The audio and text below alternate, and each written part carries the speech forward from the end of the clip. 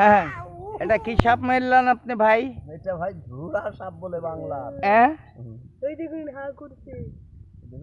কামড় দিবে কিন্তু ভাই। আপনি কি সাপুড়ে নাকি যে সাপ মারলেন? সাপুরে না ভাই, এ পুকুরি মাছ তাহলে আস্তে মাছ ধরে তো মাছ ধরলে মাছটা দেখানো হবে ভাই। মাছ ধরতে যাওয়া যাবে না। মাছ করলে রে, মাছ করলে মাছ টেনে নিয়ে বেড়াচ্ছিল।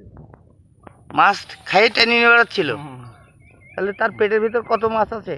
পেটের ভিতরে খুব একটা বেশি মাছ নাই বটে, কিন্তু বড় বড় মাছও আছে। এই দেখেন, তাহলে ওর পেট কেটে তাহলে মাছ বের করতে হবে। হ্যাঁ, দেখো না দেখা এই মাছটা নাই তো করতে করতে যাই। তাহলে এই সাপুড়ে সাপুড়ে আপনার নাম কি? এই দেখেন, এত বড় মাছ ধরে নিয়ে উনি ডেঙ্গায় চলে যাচ্ছিল।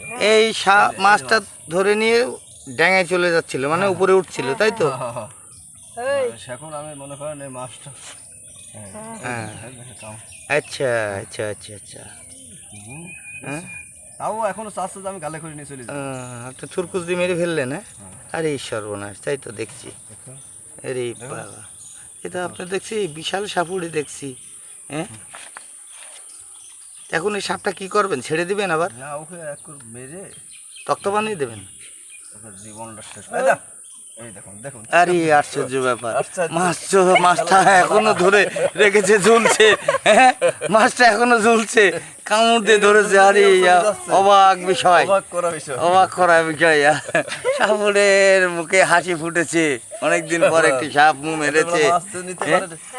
মানুষও নিয়ে যেতে পারে। কত বড় একটা মাছ, সে এখনো কামড় মারে ধরে রেখেছে। হ্যাঁ, আশ্চর্যজনক বিষয়। লাঠি দেবেন। অত মোটা রক্ত